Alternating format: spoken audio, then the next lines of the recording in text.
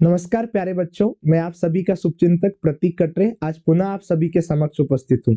पिछले वीडियो में हमने देखा था वर्ष 2023 में कक्षा 12वीं का हिंदी विषय का प्रश्न पत्र, जिसमें हमने सभी वस्तुनिष्ठ प्रश्न पूरे के पूरे संपन्न कर लिए थे और प्रश्न क्रमांक 6 में जहां से 2 नंबर के प्रश्न प्रारंभ हो रहे थे वहां पर कुछ टेक्निकल इश्यू आने के कारण वह वीडियो रुक गया था। तो आज हम प्रश्न क्रमांक 6 से लेकर प्रश्न क्रमांक 15 तक कुल 2 अंक के कुल अथवा सहित प्रश्नों को हल करेंगे। तो आइए देखते हैं यहाँ पर।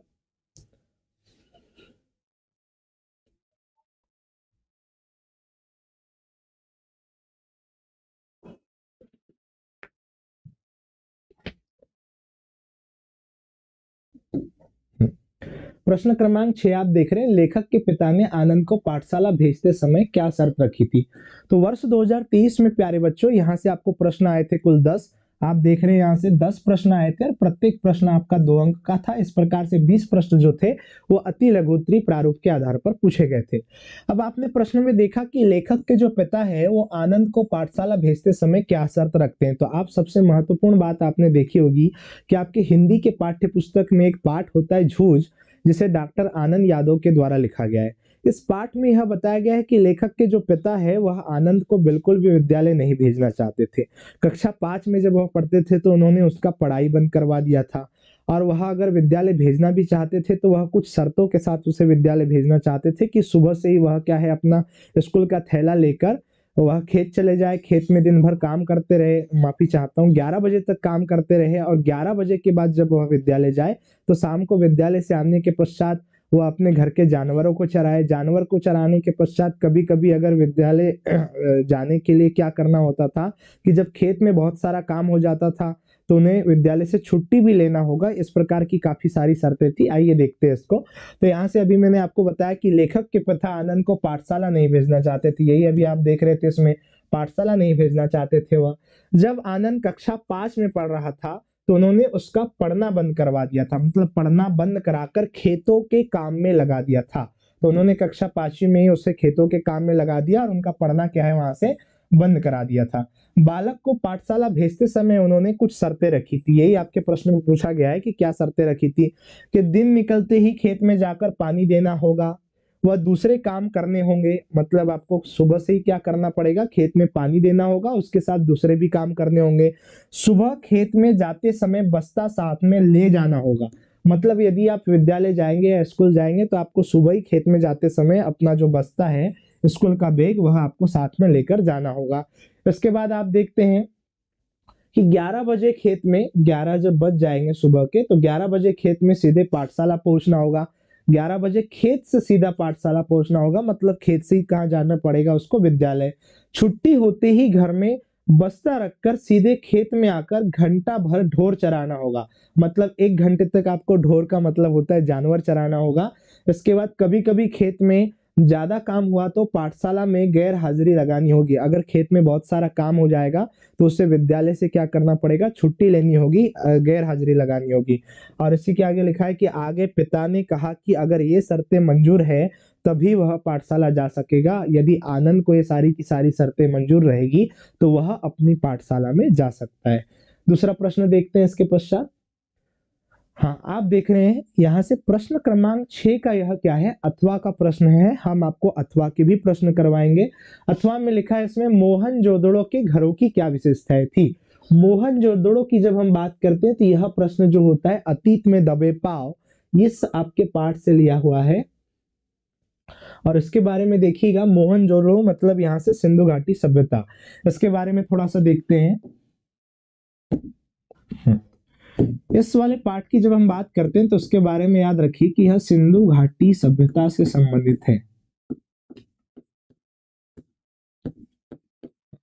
सिंधु घाटी सभ्यता से संबंधित होता है, आपका एक नगर होता है वहां पर जिसे आप क्या कहते हैं, उसमें मोहनजोदड़ो के नाम से जानते हैं। अब इसके घरों की क्या विशेषताएं थी इनके बारे में थोड़ा सा देखिए। पहले आप एक चित्र के रूप में समझ लीजिए, फिर इसकी थ्योरी को देखते हैं, हम व्याख्या में देखेंगे कि यहाँ पर क्या होता था कि मोहनजोदड़ो में सड़क जो होती थी, इस प्रकार से हमने यह एक सड़क बना लिया। यह क्या है आपकी यहाँ से सड़क।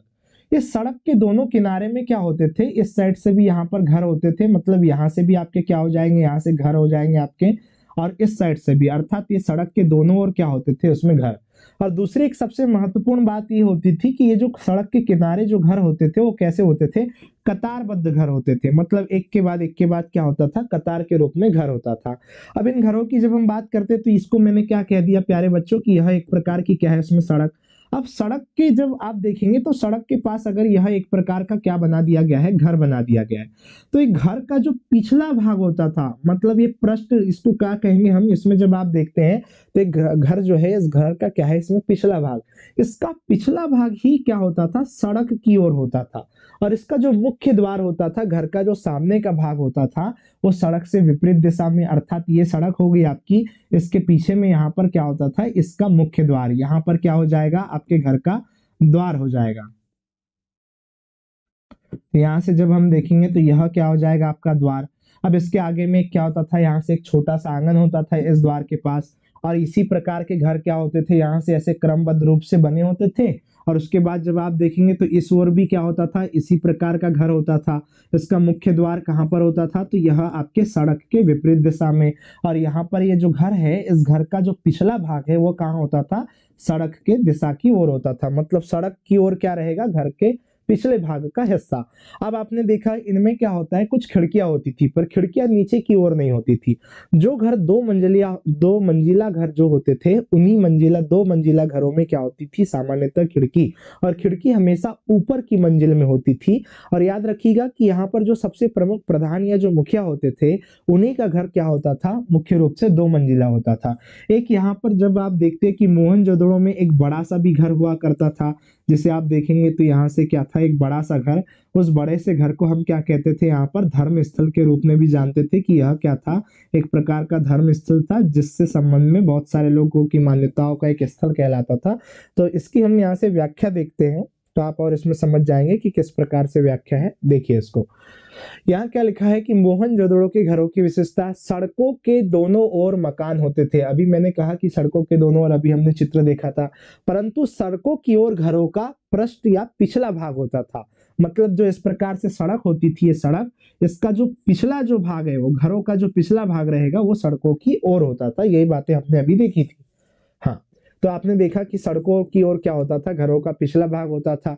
घर की सामने की दीवार में मुख्य द्वार होता था, सामने की जो दीवार रहेगी वहां पर मुख्य द्वार हो जाएगा। इसमें जब आप देखते हैं कोई खिड़की नहीं थी, खिड़कियां शायद दूसरी मंजिल पर हो। यहाँ से शायद को थोड़ा सा आपको इस प्रकार से कर लेना है, खिड़कियां जो थी वो नीचे की ओर नहीं होती थी, दूसरे मंजिल पर होती थी। अभी हमने देखा था घरों के भीतर आंगन के तरफ बने कमरों में खिड़कियां जरूर है, जो आंगन के तरफ कमरे बनाए जाते थे उनमें खिड़कियां जरूर थी। उसके बाद आप देखते हैं यहाँ से घर छोटे और बड़े दोनों प्रकार के होते थे, अर्थात छोटे बड़े दोनों आकार के घर थे। एक कतार में बने होते थे, अभी मैंने आपको बताया कि एक कतार में यहाँ से घर बने होंगे। इनकी वास्तुशैली लगभग एक सी थी, समान रूप से सभी के जो सभी घर थे वो एक ही प्रकार की वास्तुशैली पर बनाए जाते थे। तो यहाँ से वास्तुशैली कैसी हो जाएगी, वो एक सी हो जाएगी। मुखिया का घर जो है वो दो आंगन वाला होता था, दो आंगन वाला भी होता था और दो मंजिला वाला भी होता था मुखिया का घर। तो याद रखिएगा कि मुखिया का घर कैसा है, दो आंगन वाला हो जाएगा। इसके बाद हम देखते हैं एक बड़ा घर भी है, जो शायद उपासना केंद्र, मैंने अभी आपसे कहा कि एक धर्म स्थल के रूप में होता था, तो यह उपासना जो केंद्र है, इसे हम मोहनजोदड़ो में एक प्रकार से धर्म स्थल कह सकते हैं। वह दो मंजिला होता था। बड़े घरों में छोटे कमरे भी होते थे, स्वाभाविक सी बात है, जो बड़ा घर होगा उसमें छोटे कमरे होंगे। कुछ घरों में ऊपर की मंजिल के कुछ घरों में ऊपर की मंजिल के निशान है पर सीढ़ियां नहीं है, मतलब ऊपर की मंजिल जरूर होती थी पर वहां पर सीढ़ियां नहीं थी। खिड़की दरवाजों पर छज्जों के निशान नहीं थे, खिड़की और दरवाजे जो थे वहां पर छज्जों के निशान नहीं थे। दूसरी मंजिल शायद सहतीरों पर बनाई जाती थी। सहतीरों की जब हम बात करते हैं, और आपने यहाँ से क्या देखा, दूसरी मंजिल, तो प्यारे बच्चों जो दूसरी मंजिल होती थी मोहनजोदड़ो के घरों के वहां पर, तो वह सहतीरों पर बनाई जाती थी। सहतीरों का मतलब क्या होता है, तो आपने ग्रामीण क्षेत्र में देखा होगा, आपके गांव में वहां पर आपके घरों में एक लकड़ी का ऐसा बड़ा सा एक गोला सा क्या होता है, ऐसे दीवारों पर लटका हुआ होता है। उसी लकड़ी के गोले को, या हम उसको लट्ठा कह सकते हैं, जो किसी एक पेड़ की सीधी सी लकड़ी से बनाया गया हो, वह क्या होता है, आपका यहाँ से सहतीर कहलाता है। और प्रायः यह ग्रामीण अंचलों के क्षेत्रों के गाँव में प्रत्येक घरों में पाए जाते हैं। सहतीर का मतलब एक लकड़ी का गोल लट्ठा होता है। तो जो दूसरी मंजिल थी वो किस पर बनाई गई थी? सहतेरों पर बनाई जाती थी। यहाँ के घर राजस्थान के जैसलमेर के घरों के जैसे समान थे। मतलब वर्तमान समय में राजस्थान का जो जैसलमेर नाम का स्थान है, इस जैसलमेर के घरों के समान ही किसके घर थे? आपके मोहनजोदड़ो के। तो ये आपका प्रश्न क्रमांक 6 हो गया, जिसमें हमने प्रश्न क्रमांक 6 का पहला प्रश्न भी देखा और जो अथवा में पूछा गया है उसकी भी चर्चा हमने इसके आगे की। इसके आगे देखते हैं हम यहाँ से।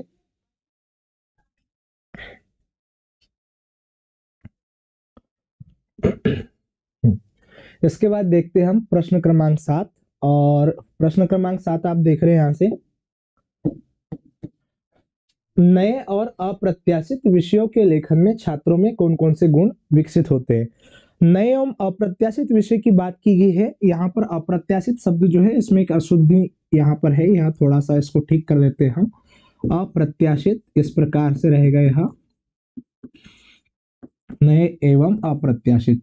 तो नए एवं अप्रत्याशित विषय की जब हम बात करते हैं, नए विषय तो आप समझते हैं कि कोई विषय से एक नया प्रकार का कोई विषय रहेगा। एवं अप्रत्याशित शब्द जो होता है यह क्या होता है? अप्रत्याशित का मतलब ये होता है कि जैसे मैं अभी यहाँ पर खड़ा हूँ, मुझे नहीं लगता कि मेरे लिए अभी यहाँ पर कोई चाय या समोसा लेकर आएगा, पर एकदम से कोई दरवाजा खोलकर अगर चाय या समोसा लेकर आ रहा है, तो मैंने ऐसी कभी आशा या कल्पना नहीं की थी कि वह मेरे लिए चाय या समोसा लेकर आएगा, फिर भी वह मेरे लिए चाय लेकर आ गया या समोसा लेकर आ गया। यह एक प्रकार का क्या कहलाएगा? अप्रत्याशित विषय।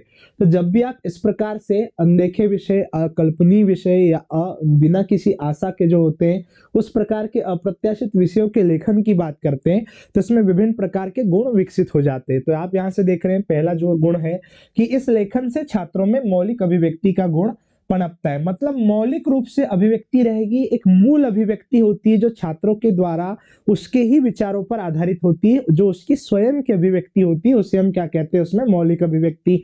दूसरा आप देख रहे हैं, छात्रों के विचारों में तर्कशीलता आ जाती है कि जो छात्र के जो विचार रहते हैं वहां पर क्या हो जाएगा? उनके विचारों में तर्कशीलता आ जाएगी कि वो तर्क करने लगेंगे कि क्या चीजें सही है, क्या चीजें सही नहीं है। इस प्रकार से वहां पर विचारों में तर्कशीलता हो जाएगी। तीसरा आप देख रहे हैं, छात्रों में लेखन से बुद्धि कौशल का विकास होता है। तो जो छात्रों की बुद्धि होती है, उस बुद्धि कौशल का विकास भी नए एवं अप्रत्याशित विचारों के विकसित होने से हो जाता है। इसके साथ साथ और दो चार विचार हमने यहाँ से देख लेते हैं कि और यहाँ से क्या क्या गुण विकसित हो सकते हैं।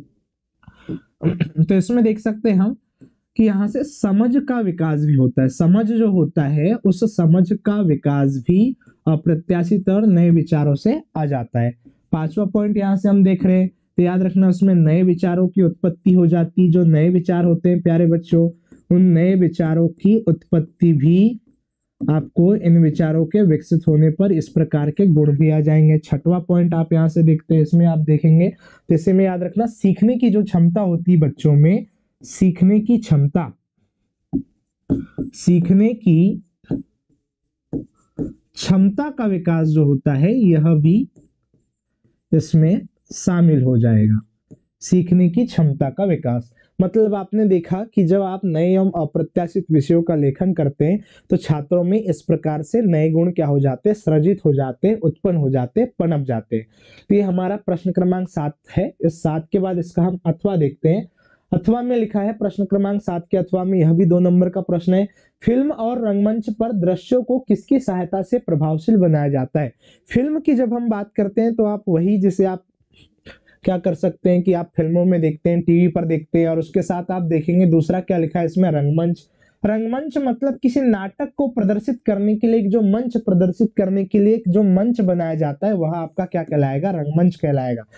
फिर नाटक को या किसी भी प्रकार की फिल्म को जब हम प्रदर्शित करते हैं तो वहां पर प्रभावशीलता किस प्रकार से लाई जा सकती है? प्रभावशीलता के लिए यह हो सकता है कि वह जो आपका मंच है वह एक प्रकार से सुसज्जित होना चाहिए, वहां विभिन्न प्रकार से प्रकाश की एक अच्छी व्यवस्था होना चाहिए, प्रकाश के साथ साथ वहां एक बहुत प्यारी सी सजावट होना चाहिए, वहां का वातावरण जो है एकदम से उपयुक्त वातावरण होना चाहिए, और उस पात्र जो होते हैं, जो नाटक या फिल्म में जो अभिनय करते हैं, उन पात्रों के द्वारा जो विभिन्न प्रकार के भाव प्रदर्शित किए जाते हैं। जैसे हम जानी लीवर की हम बात करते हैं तो आपने तो सुना ही होगा जानी लीवर का नाम। वह जो होते हैं वो हास्य कलात्मक विधाओं के लिए बहुत ज्यादा प्रसिद्ध है। हास्य की जो विभिन्न प्रकार की कलात्मक जो चीजें करते हैं जानी लीवर, वह एक प्रकार की उनकी क्या कहलाएगी? भाव भंगिमा कहलाएगी, उनकी एक अभिव्यक्ति कहलाएगी। जैसे हम प्रेम के वर्णन की बात करते हैं तो प्रेम जो होता है वो सलमान खान से बेहतर कोई और नहीं समझा सकेगा आपको। तो इस प्रकार से आप देख पा रहे हैं। तो यहाँ से आपको देखना है कि इस प्रकार से रंगमंच और जो आपका फिल्म होता है, इनके दृश्यों को किसकी सहायता से प्रभावशील बनाया जाता है। तो आपने देखा फिल्म और रंगमंच जो होता है उसमें दृश्यों को प्रकाश प्रकाश के माध्यम से, अभी मैंने आपको बताया लोकेशन या मंच की जो सज्जा होती है, मतलब वहां का जो वातावरण होता है जिसे आपने सजावट के रूप में बहुत अच्छे से सजाया है, यह भी क्या करता है, उसे प्रभावशील बनाता है। और अभिनेताओं की भाव भंगिमा, मतलब जो अभिनेता होते हैं उनके भावों की जो अभिव्यक्ति होती है, उस जिस प्रकार से वो अपने भावों को लोगों के सामने रखते हैं, फिल्म के माध्यम से रखते हैं, वही आपकी क्या कहलाएगी, भाव भंगिमाएं। उनके माध्यम से क्या होता है, फिल्म और रंगमंच को प्रभावशील बनाया जाता है। यह रहा आपका प्रश्न 7 का अथवा। इसके बाद आप देखते हैं प्रश्न क्रमांक 8, वीर रस की परिभाषा एवं उदाहरण दीजिए। वीर रस की यहाँ से परिभाषा एवं उदाहरण पूछा गया है। इसके बारे में जब हम देखेंगे तो यहाँ लिखा है भावुक के हृदय में, भावुक किसे कहा जाता है, इसको थोड़ा सा देखते। देखिए भावुक किसे कहा जाएगा, जिसके हृदय में, जिसके हृदय में भाव उत्पन्न होते हो, जिसके हृदय में भाव उत्पन्न होते हो, वह क्या कहलाता है, भावुक। या इसी भावुक को और हम क्या कह सकते हैं, तो इसे ही याद रखिएगा, ये जो भावुक होता है इसे हम सहृदय भी कह सकते हैं। यही व्यक्ति क्या कहलाएगा, आपका सहृदय। तो जिसके हृदय में भाव उत्पन्न होते हैं, कैसे भाव उत्पन्न होंगे, उसमें स्थायी भाव। तो सहृदय या क्या हो सकता है, कोई भावुक अर्थात कोई एक व्यक्ति जिसके हृदय में जब उत्साह नामक स्थायी भाव का, ये उत्साह नाम का क्या होता है, इस वीर रस का स्थायी भाव होता है।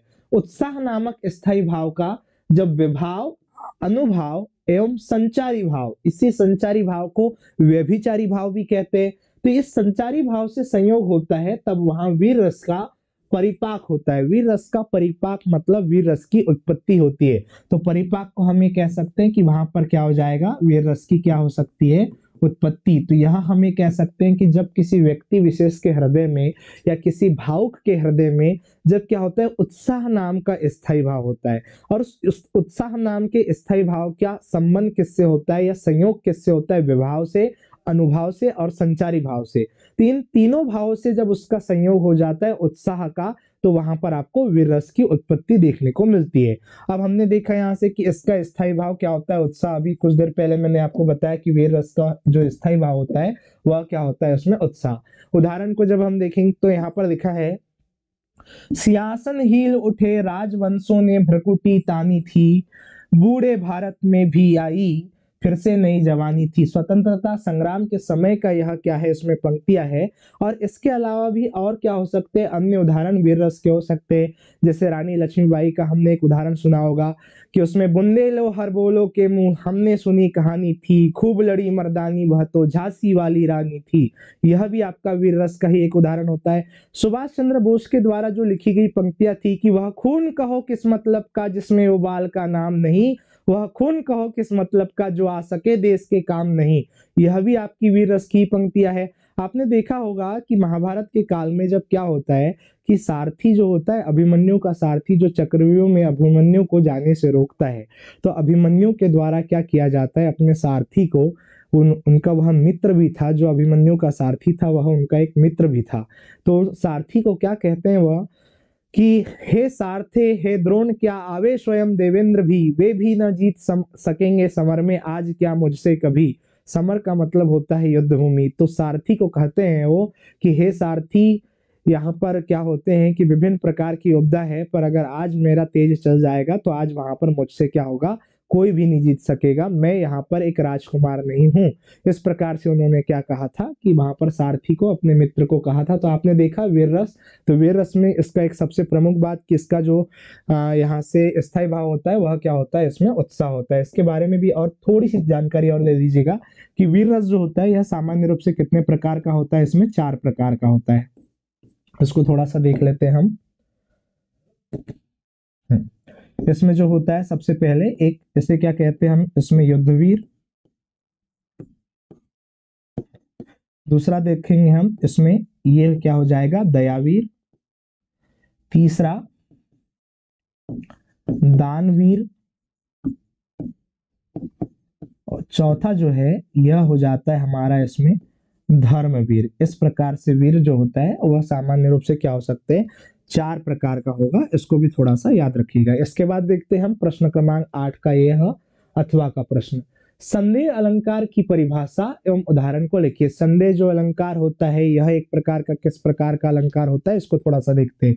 तो पहले आप ये देख लीजिए कि अलंकार मुख्य रूप से कितने प्रकार के होते हैं, 2 प्रकार के होते हैं। अब इन अलंकारों के अंतर्गत जब आप देखेंगे तो एक जो अलंकार है यह क्या कहलाएगा, तो इसको देखना है प्यारे बच्चों कि यह आपका हो जाएगा शब्दालंकार।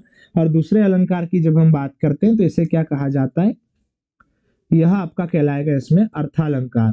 तो अर्था अलंकार और शब्दा अलंकार यह 2 प्रकार के क्या हो जाएंगे आपके पास अलंकार। और संदेह जो अलंकार होता है वह किस प्रकार का अलंकार होता है, तो याद रखिएगा यह आपका एक प्रकार का क्या है इसमें अर्थालंकार। जिसमें अर्थालंकार से प्रश्न आपको किया गया है कि संदेह अलंकार की परिभाषा और उदाहरण से लिखिए। संदेह का मतलब ये होता है कि जब हमें किसी जानकारी का अभाव होता है, तो किसी भी प्रकार की जानकारी का अभाव होने पर हमें क्या होता है, वहां पर संदेह की स्थिति होती है।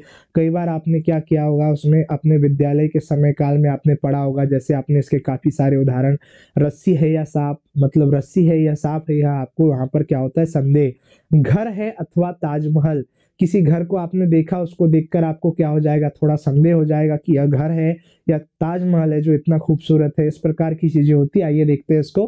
तो आपने क्या लिखा है इसमें, देखिए यहाँ से आपने देखा कि संदेह अलंकार, जहां रूप रंग और गुण की समानता, यह सबसे महत्वपूर्ण पंक्ति है कि जहां रूप रंग और गुण की समानता के कारण किसी वस्तु को देखकर यह निश्चय न हो सके कि यह वही वस्तु है। जहां पर रूप के कारण, रंग के कारण या गुण की समानता के कारण यह निश्चय नहीं हो पाता है कि यह वही वस्तु है, वहां संदेह अलंकार होता है। मतलब जब आप किसी भी रूप रंग और यहाँ से गुण की समानता के कारण आप वहां पर निश्चय नहीं कर पाएंगे, तो वहां पर क्या कहलाएगा आपका, वह ऐसा अलंकार ही क्या कहलाएगा आपका संदेह अलंकार। और आपने इसमें एक सबसे महत्वपूर्ण क्या देख रहे हैं, एक बात आपने कि ये जो संदेह अलंकार होता है इसमें अंत तक संशय बना रहता है। मतलब जो संदेह या संशय की स्थिति होती है वो कैसी रहेगी, तो याद रखना उसमें आप अंत तक बनी रहेगी। तो यही आपका क्या है उसमें संदेह अलंकार।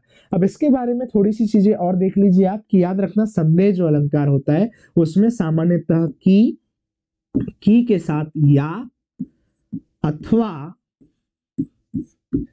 किंवा किंधो इस प्रकार के शब्दों का क्या होता है प्रयोग किया जाता है। तो जब भी आपको की या अथवा किंवा किंधो ये जो आप शब्द देख रहे हैं तो इन शब्दों का प्रयोग देखने को मिलेगा, तो ऐसे अलंकार आपके क्या हो जाएंगे, इसमें संदेह अलंकार कहलाएंगे। यहाँ लिखा है आपके पास एक उदाहरण कि सारी बीच नारी है कि नारी बीच सारी है, कि सारी है कि नारी है, कि नारी है कि सारी है। यह जो अलंकार होता है यह भी आपका क्या कहलाएगा, संदेह अलंकार कहलाएगा, जहां पर संदेह जो है वो अंतिम तक बना रहेगा। इसके अलावा एक दो उदाहरण और देखते हैं हम।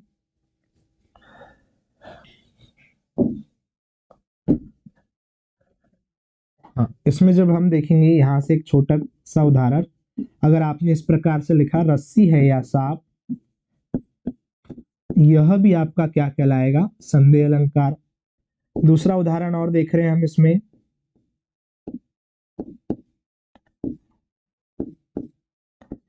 घर है अथवा ताजमहल,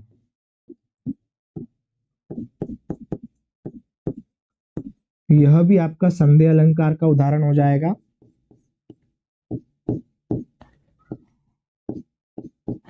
उसके बाद तीसरा उदाहरण, हरि मुख यह आली, हरि का मतलब कृष्ण, हरि मुख यह आली,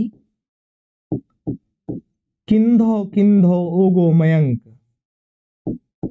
किंधो किंधो ओगो मयंक, यह भी आपका क्या कहलाएगा संदेह का अलंकार का उदाहरण। तो अगर आप इसमें देख सकते हैं कि यहाँ से क्या है, इन शब्दों के आधार पर भी आप इसको, तो जहां पर ये या का प्रयोग हो जाए या अथवा का प्रयोग हो जाए या किंधो शब्द का प्रयोग हो जाए, या यहाँ से आप देख रहे हैं की शब्द का प्रयोग हो जाए, सारी बिचनारी है की, तो यहाँ से की शब्द का जब प्रयोग हो जाता है तो इस प्रकार के शब्दों का प्रयोग होने पर वह कैसा अलंकार कहलाएगा संधि अलंकार कहलाएगा। इसके बाद जब हम देखते हैं दूसरा प्रश्न यहाँ से, अब आप देख रहे हैं इसमें प्रश्न क्रमांक 9, कवित छंद की परिभाषा और उदाहरण लिखिए। कवित छंद के बारे में आया है और प्यारे बच्चों यह एक प्रकार का क्या होता है, आपका वर्णिक छंद होता है। यह यहाँ से जैसे आप क्या देख रहे हैं उसमें कवित छंद के रूप में। छंद सामान्यतः दो प्रकार के होते हैं, एक आपका इसमें मात्रिक छंद होता है, दूसरा आपका क्या होता है, वर्णिक छंद होता है। मात्रिक छंद को जब आप देखेंगे तो जिसके अंतर्गत आपको दोहा, सोरठा, चौपाई, रोला, गीतिका, हरिगीतिका और आदि विभिन्न जैसे कि कुंडलिया, छप्पई, ये सब मात्रिक छंद होते हैं। और इसमें आप देखेंगे वर्णिक छंद जिसमें क्या होते हैं, सविया होता है, घनाक्षरी होता है, कवित होता है और काफी सारे छंद क्या होते हैं इसमें वर्णिक छंद होते हैं। तो कवित छंद जो दिया हुआ है यह एक प्रकार का वर्णिक छंद होता है।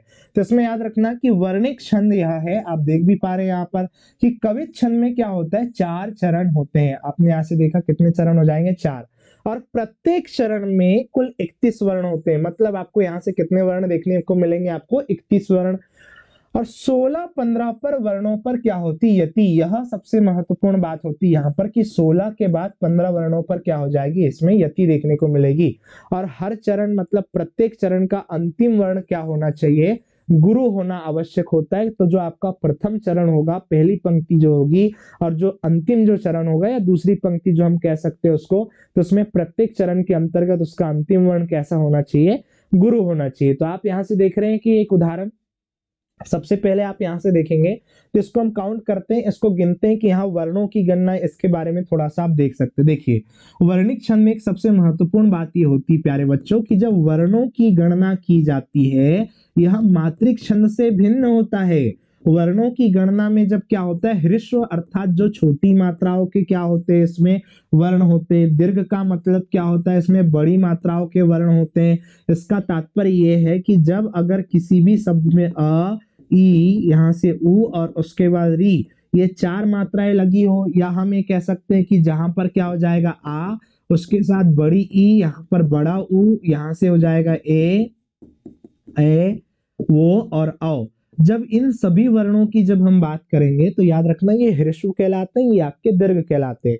पर जब भी किसी शब्द पर ह्रस्व हो या दीर्घ हो, वर्णिक छंद के अंतर्गत इनकी गणना हमेशा किस रूप में की जाती है, एक वर्ण के रूप में की जाती है। इसलिए इनकी गणना को क्या कहते हैं, एक वर्णिक कहते हैं। मतलब चाहे ह्रस्व आए, छोटा मात्रा आए या बड़ी मात्रा आए, इससे हम क्या कहेंगे, एक ही वर्ण गिनेंगे। अब कैसे गिनते हैं देखिए, अब यहाँ पर देखिए ये बड़ी मात्रा दिख रही है आपको, एक ही मात्रा, यहाँ पर भी क्या दिख रहा है, एक ही मात्रा।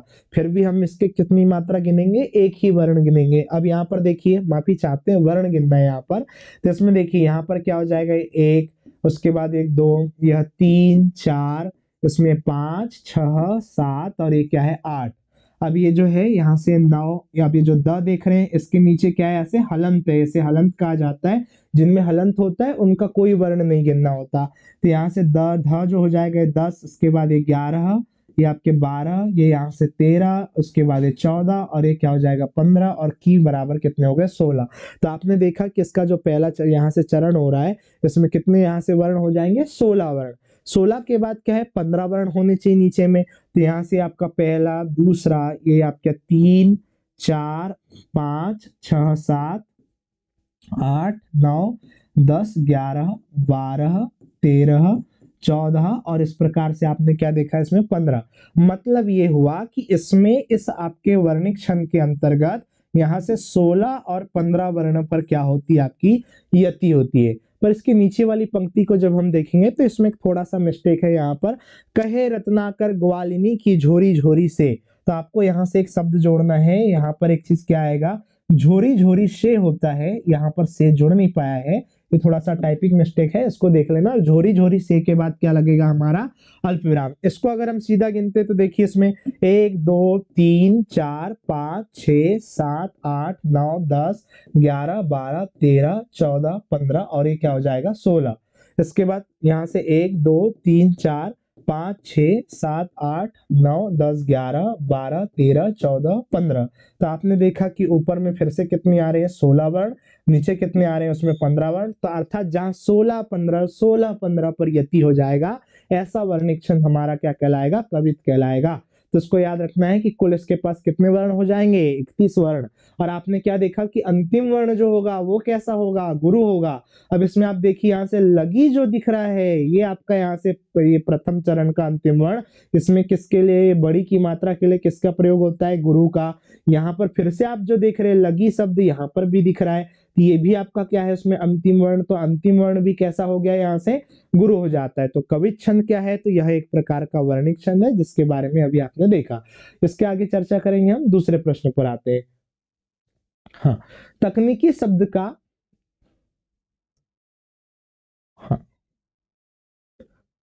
प्रश्न क्रमांक 9, इसके अथवा को देखते हैं हम। प्रश्न क्रमांक 9 का अथवा, लक्षणा शब्द शक्ति की परिभाषा एवं उदाहरण को लिखिए। लक्षणा शब्द शक्ति क्या होती है, ऐसी शब्द शक्ति जो अपने मूल या वास्तविक अर्थ को त्याग कर देती है और किसी लक्षण पर आधारित, किसी विशेष प्रकार के लक्षण पर आधारित जो अर्थ को प्रदान करती है, जो किसी विशेष उद्देश्य हो सकता है, कोई प्रयोजन हो सकता है, किसी विशेष प्रकार का वहां पर अभिव्यक्ति होती है, उससे संबंधित जो अर्थ को प्रदान करती है वही हमेशा लक्षणा शब्द शक्ति होती है।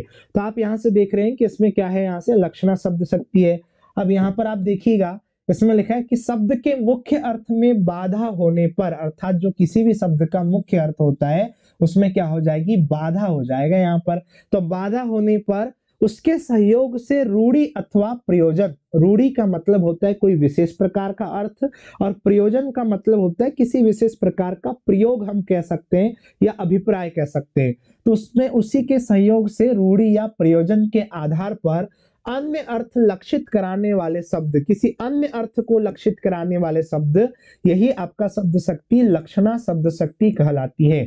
सामान्यतः मैं ये कह सकता हूं कि अगर आप सामान्य से किसी विशेष, कोई भी किसी भी प्रकार का शब्द हो, वह शब्द जब अपने मुख्य अर्थ का त्याग कर देता है, अपने मुख्य अर्थ को छोड़ देता है और मुख्य अर्थ छोड़कर अगर किसी दूसरे अर्थ को क्या कर देता है, प्राप्त कर देता है, तो वह एक प्रकार से क्या कहलाएगी, यहाँ से लक्षणा शब्द शक्ति कहलाएगी। आपने देखा मोहन तो शेर है, यह एक प्रकार का क्या हो जाएगा, उदाहरण।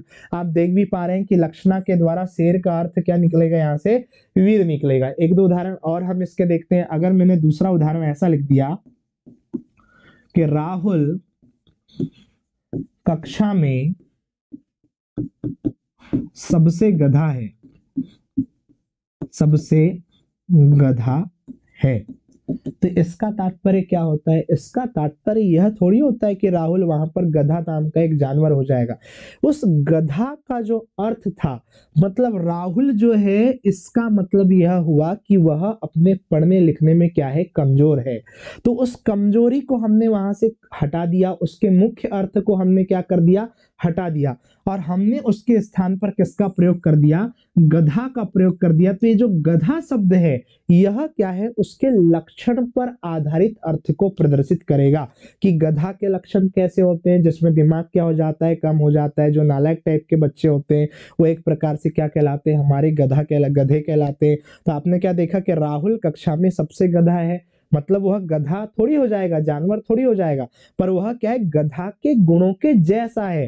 तो इसमें राहुल ने अपने यहाँ पर क्या है कि कम बुद्धि होने का जो मुख्य गुण है, या यहाँ पर क्या हो सकता है कि वह कमजोर होने का, पढ़ने लिखने में कमजोर होने का मुख्य गुण का त्याग कर दिया, और वह एक प्रकार से एक लक्षण पर आधारित, गधे के लक्षण पर आधारित क्या है, गधा नाम के माध्यम से इसको अभिव्यक्त किया गया, अर्थात ये क्या कहलाएगा, लक्षणा शब्द शक्ति। अगर मैंने यहाँ पर यह कह दिया, दूसरा उदाहरण, कि मोहिनी तो हिरणी है, मोहिनी तो हिरणी है, इसका तात्पर्य क्या होता है कि मोहिनी कैसी है, हिरणी के गुणों की जैसी है, अर्थात वह एक प्रकार से कैसी हो सकती है, बहुत तेज हो सकती है। तो आपने देखा कि यहाँ पर हिरणी के लक्षण को किसके ऊपर आरोपित कर दिया गया, किसके ऊपर बता दिया गया, मोहिनी के ऊपर बता दिया गया। तो यह एक प्रकार से क्या हो जाएगा, हमारे यहाँ से लक्षणा शब्द शक्ति। जब किसी विशेष प्रकार के लक्षणों को किसी दूसरे के ऊपर आरोपित कर दिया जाता है, किसी दूसरे व्यक्ति विशेष पर उसे डाल दिया जाता है,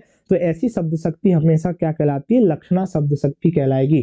तो ये प्रश्न क्रमांक 9 का आपका अथवा का प्रश्न है। इसके बाद देखते हैं हम इसमें प्रश्न क्रमांक 10, तकनीकी शब्द का अर्थ बताते हुए दो तकनीकी शब्द देखिए। तकनीकी शब्द जो है इसके बारे में हमने वहां पर आज वस्तुनिष्ठ जो आपने शुरुआत में पढ़े हैं उसमें भी चर्चा की थी।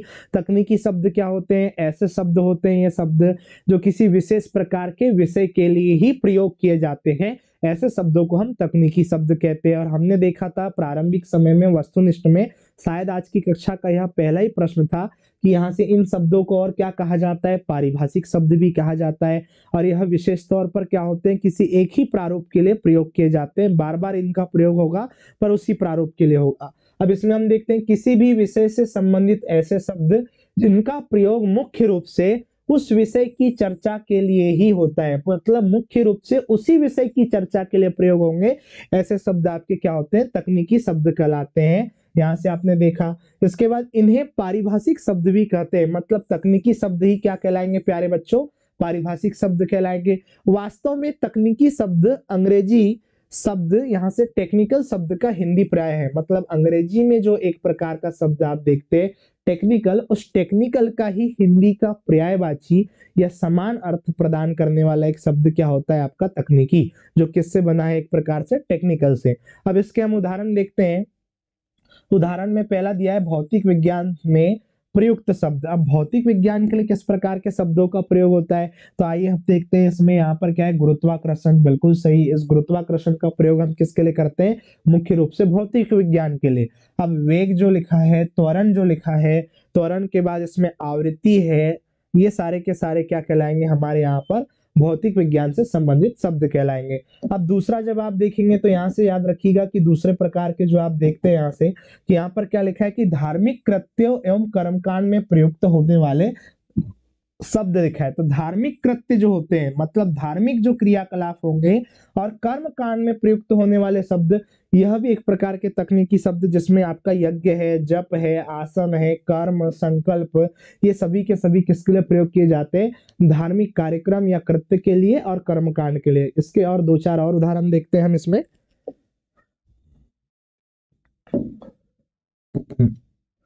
इसमें जब हम देखेंगे, अगर वाणिज्य की हम बात करते हैं कि सबसे पहले आपको यहाँ से देखते हैं हम इसमें क्या दे दिया हमने यहाँ से वाणिज्य। तो वाणिज्य से संबंधित कुछ शब्द होते हैं जो तकनीकी शब्द कहलाएंगे। जैसे इसमें हम क्या कह सकते हैं? उसमें पूंजी, पूंजी के बाद क्या हो जाएगा? इसमें कर हो जाएगा। कर भी एक प्रकार का क्या कहलाएगा? वाणिज्यिक, वाणिज्य से संबंधित शब्द। जैसे अनुबंध हो जाएगा, यह भी वाणिज्य से ही संबंधित रहेगा। उसके बाद यहाँ से आप देखेंगे इसमें क्या हो जाएगा? लेखपाल, लेखपाल के बाद क्या हो जाएगा? इसमें जमा, जमा के साथ क्या हो जाएगा? निकासी। इस प्रकार के जो शब्द आप देखते हैं यह वाणिज्यिक शब्द होंगे। इसमें और एक शब्द जैसे हम जोड़ सकते हैं प्रबंधक, तो ये हमारे क्या है? वाणिज्य से संबंधित शब्द हो जाएंगे। ये भी हमारे तकनीकी शब्द है। एक और उदाहरण देखते हैं। अगर कभी प्रशासन से संबंधित तकनीकी शब्द देखेंगे तो प्रशासन के बारे में जब आप देखेंगे तो यहाँ पर क्या हो जाएगा? प्रशासन से संबंधित शब्दों में जैसे कि ज्ञापन हो जाएगा, उसके साथ अधिसूचना हो जाएगी। अधिसूचना शब्द भी ये प्रशासन से संबंधित कहलाएगा। अधिसूचना, यहां से आपका परिपत्र हो जाएगा, पृष्ठांकन, विज्ञापन,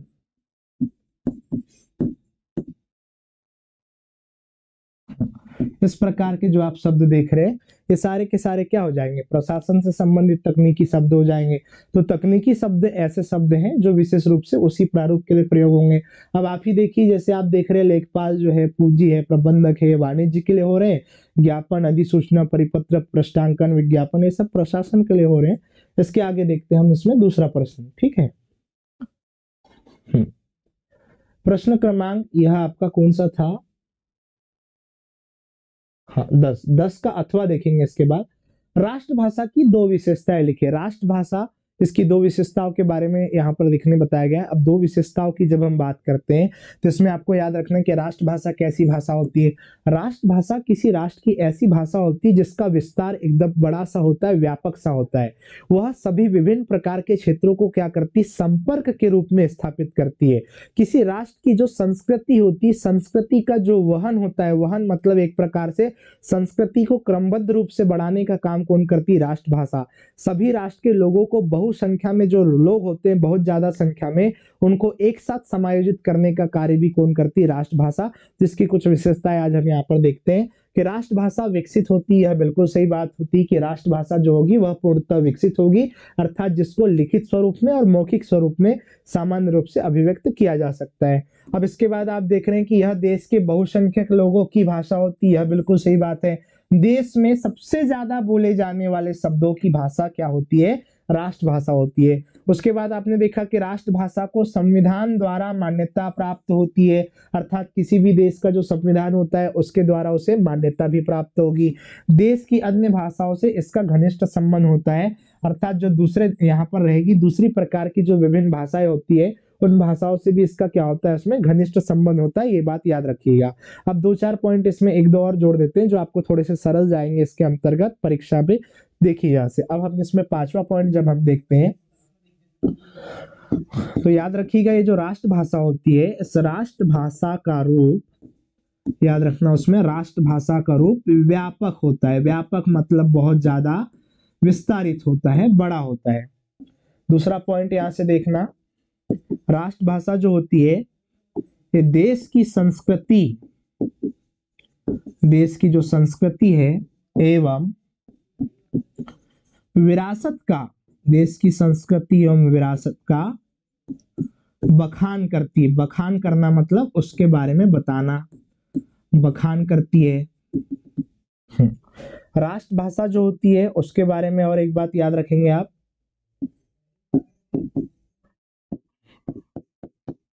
राष्ट्रभाषा की भाषा शैली जो होती है, राष्ट्रभाषा की भाषा शैली वैज्ञानिक शैली होती है।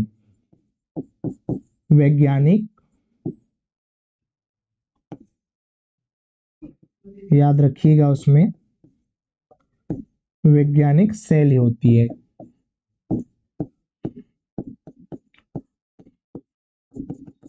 हाँ, और आप सभी जानते हैं कि हिंदी जो भाषा है वह क्या है? उसकी एक शैली है जिसे आप क्या कहते हैं? देवनागरी शैली। पर भारत में प्यारे बच्चों हिंदी को अभी तक भी राष्ट्रभाषा का दर्जा प्रदान नहीं किया गया है, वह संवैधानिक रूप से एक राजभाषा के रूप में शामिल है। हालांकि हम उसको सामान्य बोलचाल में कहते हैं कि हमारी राष्ट्रभाषा हिंदी है, ठीक है, पर यह एक प्रकार से क्या है?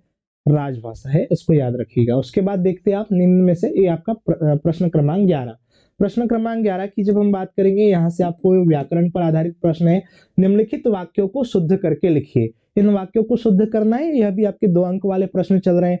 पहले वाक्य में कहा गया कि मोहन पुस्तक पढ़ रही है, अशुद्ध वाक्य है, इसको शुद्ध करते। देखिए मोहन क्या होता है? किसी लड़के का नाम होता है मोहन, तो मोहन क्या है? इसमें पुल्लिंग शब्द है। पुस्तक शब्द क्या होता है? स्त्रीलिंग होता है। पढ़ रही है बताया गया है, तो कोई लड़की थोड़ी ही पढ़ रही है, यहाँ कौन पढ़ रहा है? कोई लड़का पढ़ रहा है। तो इसका एक शुद्ध रूप क्या हो जाएगा कि मोहन, और यहाँ पर क्या रहेगा? पुस्तक पढ़ रहा है। तो इसको याद रखना है कि मोहन पुस्तक पढ़ रहा है, यह क्या हो जाएगा? आपका पहले प्रश्न का यहाँ से शुद्ध रूप हो जाएगा। अब दूसरा प्रश्न देखते हैं, जंगल में शेर चिंगाड़ने लगा। चिंगाड़ने का जो क्रिया होती है मेरे प्यारे भाई, चिंगाड़ना जो होता है यहाँ पर क्या होता है? यह हाथी की क्रिया होती है। चिंगाड़ने का काम तो हाथी करता है, जंगल में शेर जो होता है वह दहाड़ता है। तो हम इसका शुद्ध रूप क्या बनाएंगे कि जंगल में शेर, और यहाँ पर क्या लिखा रहेगा हमारा? दहाड़ने लगा। तो इसको याद रखना कि जंगल में शेर दहाड़ने लगा, यह इसका क्या हो जाएगा? शुद्ध रूप हो जाएगा। इसको बड़े प्यार से अच्छे से देख लो आप कि मोहन पुस्तक पढ़ रहा है, यह लिंग के आधार पर अशुद्ध वाक्य था, जिसका यहाँ से लिंग परिवर्तित कर दिया पहले, और यह स्त्रीलिंग से फिर क्या हो गया हमारा पुल्लिंग। और यहाँ पर जब आप देखेंगे तो यह जो आपका दहाड़ना है, इसके जब क्या लिखा हुआ था? चिंगाड़ना, तो यहाँ से जंगल में शेर क्या हो जाता है? दहाड़ने लगता है, यह इसका शुद्ध रूप हो जाएगा। ये आपके 2 शुद्ध वाक्य। इसके अथवा प्रश्न वाले बात करते हैं, निर्देशानुसार वाक्य परिवर्तित कीजिए। मतलब जैसे जैसे निर्देश दिया है उसमें आपको वाक्य को बदल देता है। पहला वाक्य क्या लिखा है? लता गा रही है। आप देख रहे हैं आपकी स्क्रीन पर कि यहाँ से पहला वाक्य है लता गा रही है। अब इसको क्या बनाना है प्यारे बच्चों? इसको बनाना है प्रश्नवाचक वाक्य। अब प्रश्नवाचक वाक्य बनाएंगे तो आप सभी जानते हैं कि प्रश्नवाचक वाक्य के लिए आपको प्रश्नवाचक शब्द लगाने होंगे। प्रश्नवाचक शब्द क्या होते हैं? जैसे कि क्या, क्यों, किसे, किस प्रकार, ये जो होते हैं आपके प्रश्नवाचक वाक्य। अब इसे हम प्रश्नवाचक बनाएंगे, कैसे बनाएंगे? तो हम यहाँ कहेंगे कि क्या लता गा रही है। इस प्रकार से बनेगा ये कि क्या लता गा रही है, और उसके बाद क्या लग जाएगा हमारा प्रश्नवाचक चिन्ह। तो यह बन जाएगा आपका प्रश्नवाचक वाक्य। दूसरा क्या कहा है कि निर्देश के अनुसार बदलना है। आदमी का हवा में उड़ना कठिन है। तो आपने देखा कि आदमी का हवा में उड़ना कठिन है, बिना अर्थ बदले नकारात्मक वाक्य इसे बनाना है। इसे कैसे बनाना है? नकारात्मक वाक्य। नकारात्मक वाक्य का प्रयोग करने के लिए या नकारात्मक वाक्य बनाने के लिए सामान्यतः नहीं का प्रयोग होता है, पर वहां पर एक सबसे महत्वपूर्ण बात क्या कही गई है कि इसमें बिना अर्थ बदले उसे क्या बनाना है? नकारात्मक, मतलब सकारात्मक रूप में ही उसको बनाना होगा, पर वहां पर उसका अर्थ कैसे हो जाएगा कि बदलेगा कि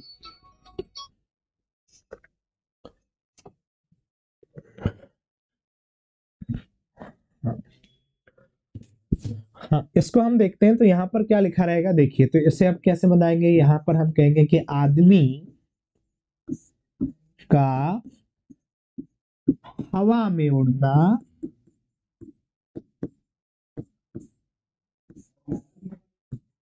सरल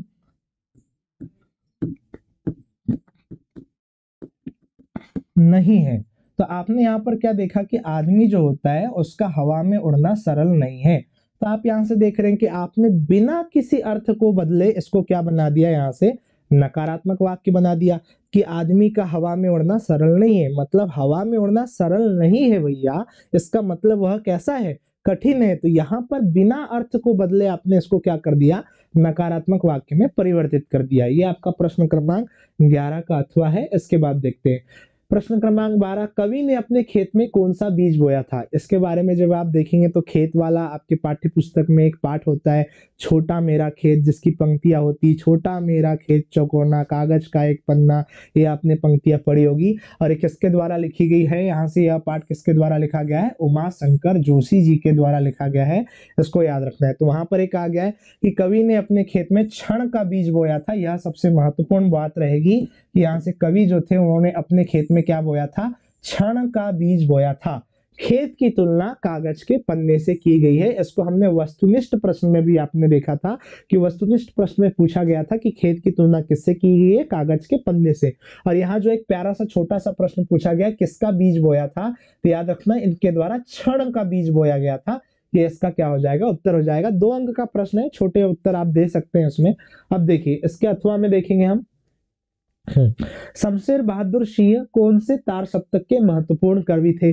शमशेर बहादुर सिंह की जब हम बात करते हैं तो ये दूसरे तार सप्तक के महत्वपूर्ण कवि थे, जिसमें आपके क्या थे? उसमें अज्ञे जी का भी महत्वपूर्ण योगदान रहा है दूसरे तार सप्तक में। तो आइए इसको हम देखते हैं। यहाँ से इसमें लिखा है कि दूसरा तार सप्तक 7 कवियों का संकलन है। ये तो बहुत महत्वपूर्ण और सरल सी बात है कि तार सप्तक जो होता है उसमें मुख्य रूप से 7 कवि तो होते ही हैं, जिसका संपादन अज्ञेय के द्वारा, यहाँ लिखा है कि इसका संपादन किसने किया है? इसको याद रखिएगा कि इसका संपादन अज्ञेय के द्वारा वर्ष 1949 में तथा प्रकाशन 1951 में भारतीय ज्ञानपीठ से हुआ है। मतलब प्यारे बच्चों, इसका संपादन किसके द्वारा किया जाता है? तो इसका संपादन जो है दूसरे तार सप्तक का संपादन सच्चिदानंद हीरानंद वात्स्यायन अज्ञेय, यह इनका पूरा नाम था, इनके द्वारा किया गया था इसका संपादन। और संपादन कब किया गया? वर्ष 1949 में। और इसके बाद इसका प्रकाशन किसने किया? प्रकाशन वर्ष 1951 में भारतीय ज्ञानपीठ से हुआ था। इसको याद रखना।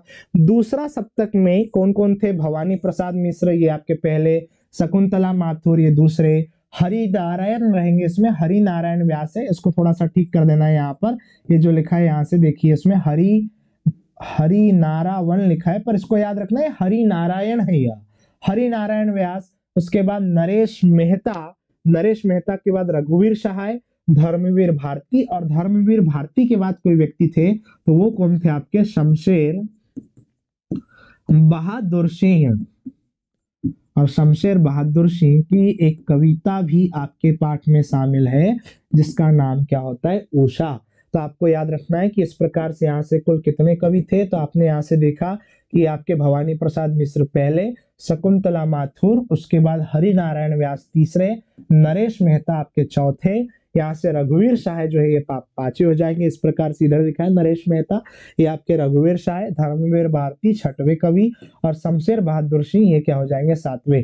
तो आपका जो द्वितीय तार सप्तक था इसके कवि क्या थे उसमें, यहाँ से शमशेर बहादुर सिंह। आपको प्रश्न आया शमशेर बहादुर सिंह कौन से तार सप्तक के महत्वपूर्ण कवि थे, तो शमशेर बहादुर सिंह दूसरे तार सप्तक के महत्वपूर्ण कवि थे। इसके बाद आप देखेंगे प्रश्न क्रमांक 13 आप देख रहे हैं, यह भी आपका 2 अंक का प्रश्न है। संसार में कष्टों को सहते हुए भी दुखी और मस्ती का माहौल कैसे पैदा किया जा सकता है। यह हरिवंश राय बच्चन जी की जो कविता है आत्म परिचय, उसका एक प्रश्न है यह कि संसार में कष्टों को सहते हुए भी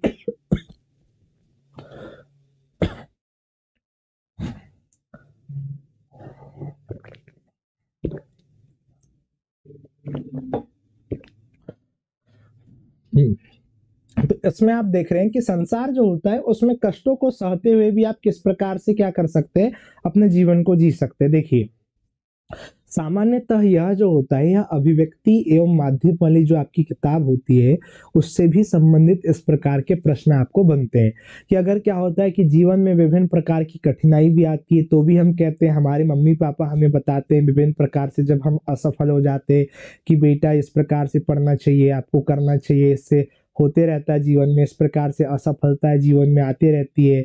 कई बार आपने देखता है, पर असफलता का मतलब ये नहीं होता कि साल भर बिल्कुल आपने नहीं पढ़ाया। जो व्यक्ति साल भर नहीं पढ़ता है, 12वीं की कक्षा में एकदम 2-3 महीने पहले से पढ़ता है, ऐसे बच्चे एकदम से नालायक टाइप के होते हैं। ये गुटखा, खैनी, तालाब, रजवाड़ा, पता नहीं क्या क्या होता है, ऐसे खाने वाले बच्चे होते हैं। पर वैसे बच्चे नहीं बनना है आपको, आप एकदम से प्यारे सच्चे दिल के सच्चे बच्चे, अपने मामा मम्मी पापा के अच्छे बच्चे हैं।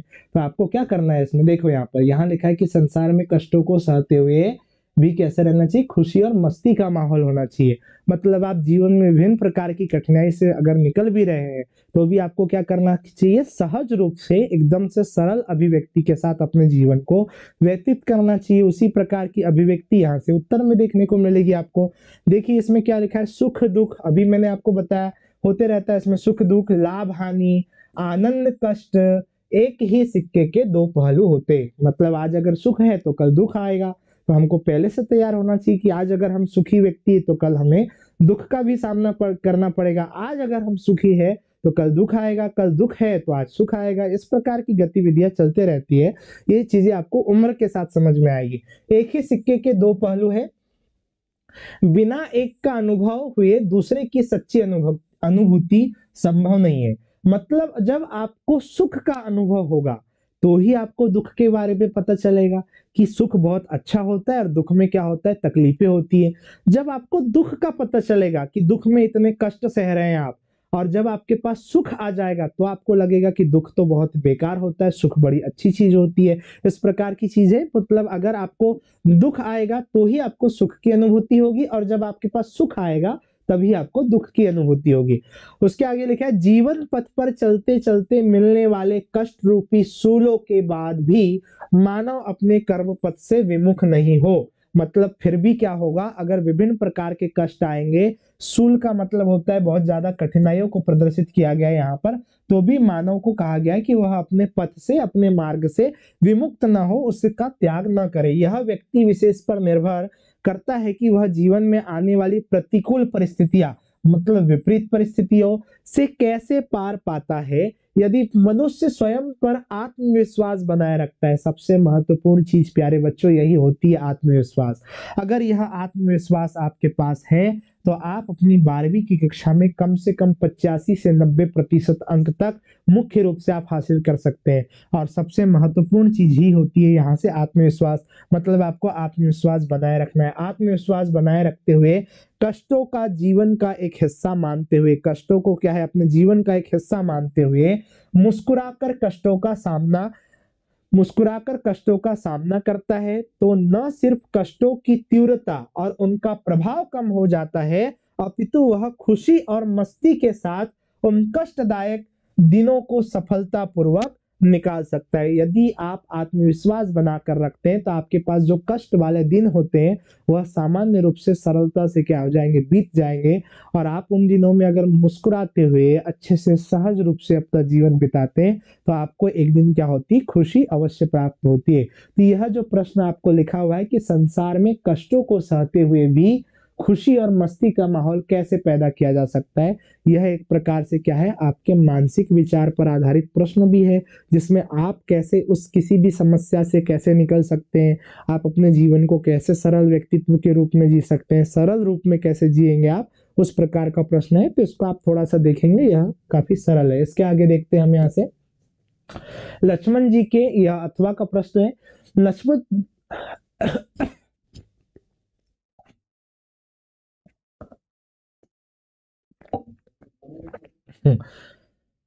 लक्ष्मण जी के लिए संजीवनी बूटी लाने के लिए कौन गए थे, तो सभी जानते हैं, क्योंकि रामायण महाभारत देखना ही तो हमारा सबसे महत्वपूर्ण काम होता है। घर में टीवी देखते रहते हैं हम, बस उससे ज्यादा करते क्या है।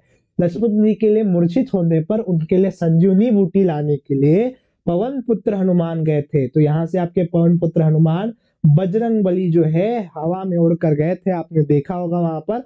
और उन्होंने लक्ष्मण जी के लिए क्या लाई थी, उसमें संजीवनी बूटी। इसके बाद देखिए दूसरा प्रश्न क्या है, जेब के भरे होने और मन के खाली होने पर मन की क्या दशा होती है। इसको जब आप देखेंगे तो यह आपका बाजार दर्शन निबंध, जो मैंने आपको कल भी बताया था यहाँ से कि बाजार दर्शन नाम का एक जो निबंध होता है जिसे जैनेन्द्र कुमार जी के द्वारा लिखा गया है, उनके द्वारा इस पाठ से प्रश्न पूछा गया है। तो जेब के भरे होने और मन के खाली होने पर मन किसी की नहीं मानता, मतलब ये बताया गया है कि अगर क्या होता है उसमें जेब भरा होता है और मन आपका खाली होता है तो यह मन जो है यह किसी की भी नहीं मानता है, मतलब किसी की नहीं सुनेगा वो। और वह चाहता है कि आपका मन क्या चाहता है कि यह भी ले लूं, यह भी ले लूं के साथ यहाँ से थोड़ी सी चीजें हटा दी गई है, इसको याद रखना है। मन चाहता है कि यह भी ले लूं और वह भी ले लूं, इसको भी याद रखना, यह भी ले लूं वह भी ले लूं, इस प्रकार की मन आपका यहाँ से अभिव्यक्ति चाहता है।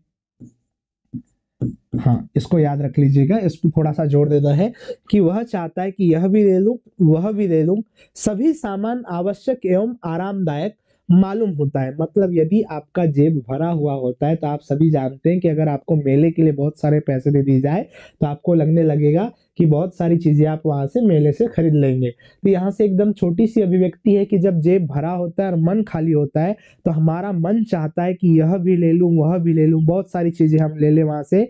और उसके साथ याद रखना यहाँ पर कि सभी सामान जो होते हैं वो हमें आवश्यक एवं क्या रखते हैं, आरामदायक लगते हैं। तो यह छोटा सा प्रश्न है, इसको देख लेना है।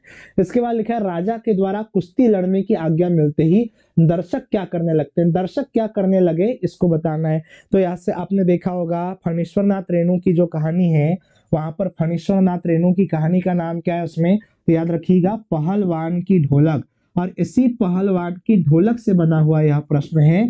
और यहाँ पर क्या पूछा गया है, देखिए उसमें कि यहाँ से दर्शक क्या करने लगे, तो राजा के द्वारा कुश्ती लड़ने की आज्ञा मिलते ही बाजे बजने लगे। सबसे पहले तो क्या बजेंगे प्यारे बच्चों, इसमें बाजे बजेंगे, डीजे नहीं था उस समय, नहीं तो डीजे बजा दिए रहते। उसके बाद क्या लिखा है, दर्शकों में फिर उत्तेजना फैल गई। उत्तेजना मतलब एक प्रकार का उत्साह फैल गया वहां पर। जब आप देखेंगे तो विभिन्न प्रकार के लोग क्या है इसमें, कोलाहल होने लग गया। उत्तेजना के साथ कोलाहल का मतलब होता है कि वहां विभिन्न प्रकार से क्या है कि बढ़ चढ़कर लोग क्या करने लगे, हल्ला करने लग गए। मेले के दुकानदार दुकान बंद करके दौड़े। मेले के जो दुकानदार थे वो अपनी दुकान बंद कर देते हैं, दुकान को क्या कर दिया इन्होंने, बंद कर दिया। और बंद करके क्या करने लगे, दौड़ने लगे और कहने लगे कि चांद सिंह की जोड़ी, चांद की कुश्ती हो रही है। तो आपने देखा चांद सिंह कौन था, तो याद रखना यह एक शेर का बच्चा था। जो इस कहानी को पढ़ने पर आपको पता चलेगा कि चांद सिंह नाम के शेर के बच्चा का क्या हो रहा था, कुश्ती हो रही थी। यही आपको यहाँ से देखना है। और इसमें चांद सिंह की कुश्ती होने लगी थी, आपने वहां देखा भी कि राजा के द्वारा कुश्ती लड़ने की जैसी आज्ञा मिल जाती है तो दर्शक क्या करने लगते हैं, बाजा बजाने लगते हैं, उत्तेजना फैल जाती है, कोलाहल करने लगते हैं, वहां से हल्ला करने लगेंगे। अपनी दुकान जो है वो मेले के जो व्यापारी होते हैं दुकान बंद करके दौड़ने लगते हैं। और चांद सिंह की जोड़ी, चांद की कुश्ती हो रही है, ऐसे करके वहां पर चिल्लाने लगते हैं, चलो भैया चांद सिंह की जोड़ी है और उसकी कुश्ती हो रही है, कुश्ती देखने चलो। उसके बाद आप देख रहे हैं यहाँ से प्रश्न क्रमांक 15, यह आपका 14 जो था, 14 का अथवा था। हाँ, इसके बाद देखिए 15, शिरीष का पेड़ कब से कब तक खिलता है। शिरीष का जो फूल है यह आपका एक क्या है, उसमें पाठ है जिसके लेखक कौन है, हजारी प्रसाद द्विवेदी। और हजारी प्रसाद द्विवेदी की ये जो रचना है उससे ये प्रश्न आपको पूछा गया है। शिरीष में यहाँ से थोड़ा सा ठीक कर देना, बड़ी की मात्रा लगा देना है, ये हो जाएगा आपका शिरीष। शिरीष का फूल वसंत ऋतु में खिलता है, मतलब पहली बात तो ये होगी कि कब खिलेगा वो, वसंत ऋतु में। उसके बाद लिखा है परंतु वह अपना सौंदर्य जेठ की जलती धूप में, मतलब जेठ जो मास रहेगा, जेठ महीना होता है, इस जेठ की जलती धूप में भी क्या करता है, वह अनवरत रूप से चलता रहेगा। जबकि धरिती, धरिती का मतलब होता है पृथ्वी, इसको याद रख लेना, धरिती जो शब्द हो जाएगा इसका एक शाब्दिक अर्थ क्या हो जाता है, यहाँ से पृथ्वी, ये थोड़ा सा कठिन शब्द है, इसको याद रखिएगा। और उसके बाद क्या लिखा है, निर्धूम का मतलब होता है बिना धुआं वाला क्षेत्र, मतलब धुआं रहित, जहां धुआं नहीं होता। तो आपने देखा है कि जबकि धरती पर, पृथ्वी पर निर्धूम अग्नि कुंड बनी होती है, निर्धूम अग्नि कुंड का मतलब होता है बिना धुएं वाला कुंड जो होगा अग्नि का, उसे हम क्या कहेंगे कि निर्धूम अग्नि कुंड बनी होती है। कौन बनी होती है उसमें, धरती। और इस प्रकार से वह क्या करता है, अपनी इस प्रकार से इसको पुष्प जो होता है या उसके जो शिरीष के जो फूल होते हैं वो अपनी यहाँ से क्या करते हैं, सुंदरता का यहाँ पर बिखेर देते हैं। शिरीष नीचे से ऊपर तक खिलकर सबको अपना सौंदर्य प्रदान करता है। मतलब अगर शिरीष का वृक्ष होगा वो क्या करेगा, इसमें वह नीचे से लेकर ऊपर तक क्या करेगा, पूरा का पूरा यहाँ से अपना क्या करेगा, सुंदरता को प्रदान करेगा, नीचे से ऊपर तक खिलता है। उसका मन रमता है तो आषाढ़ भादो तक खिलता है, मतलब वह क्या करेगा, अगर शिरीष चाहेगा, उसका मन अगर रम जाएगा इस प्रकृति में, तो वह आषाढ़ से लेकर भादो तक भी क्या करता है, खिलने लगता है। उमस में जब प्राण उबलते हैं, उमस का मतलब भयंकर गर्मी में जब प्राण उबलते हैं, लू से हृदय सूखता है, लू का मतलब बहुत ज्यादा तेज गर्मी, जब हम बहुत ज्यादा पानी पीने लगते हैं, लू से हृदय सूखता है। एकमात्र शिरीष कालजयी अवधूत के सपथ, कालजयी अवधूत का मतलब ये होता है जो बिना किसी बिना किसी रुकावट के या बिना किसी भी प्रकार के बाधा के अनवरत रूप से, निरंतर रूप से खिलता रहता हो, उसको हम कह सकते हैं उसमें कालजयी अवधूत। तो कालजयी अवधूत के समान जीवन की अजयता का मंत्र देता है कि जीवन में विभिन्न प्रकार की कठिन परिस्थितियां भी आ जाए, बहुत ज्यादा लू लगने लगे, धूप लगने लगे, फिर भी क्या हो जाए, वह अजयता, मतलब उसको वहां पर जीवन को जीते रहना है। साथ ही सौंदर्य भी प्रदान करता है, मतलब यह जो शिरीष का फूल है वह सौंदर्य भी प्रदान करेगा और विषम परिस्थितियों में खिलकर क्या करता है, वह एक प्रकार के एक ज्ञान की अभिव्यक्ति को भी प्रस्तुत करता है। तो शिरीष का पेड़ कब से कब तक खिलेगा, मुख्य रूप से वह वसंत ऋतु में खिलेगा, पर वह तपती धूप में, लू में, उसके बाद यहाँ आप देख रहे हैं आषाढ़ भादो के महीने में। और वह क्या होता है, जब बहुत ज्यादा उमस पड़ती है तब तक भी क्या करता है, वह खिलते रहता है। उसके बाद देखते हैं इसका 15 प्रश्न का अथवा। महादेवी वर्मा ने स्वयं व भक्तिन के मध्य किस संबंध को नकारा है। यहाँ पर आप देख रहे हैं कि महादेवी वर्मा के द्वारा किस संबंध को नकारा गया है, इसकी चर्चा यहाँ पर की गई है। अब यहाँ लिखा है महादेवी वर्मा ने स्वयं व भक्तिन के मध्य सेवक स्वामी के संबंध को, यह सबसे महत्वपूर्ण लाइन है यहाँ पर, कि सेवक स्वामी के संबंध को नकारा है।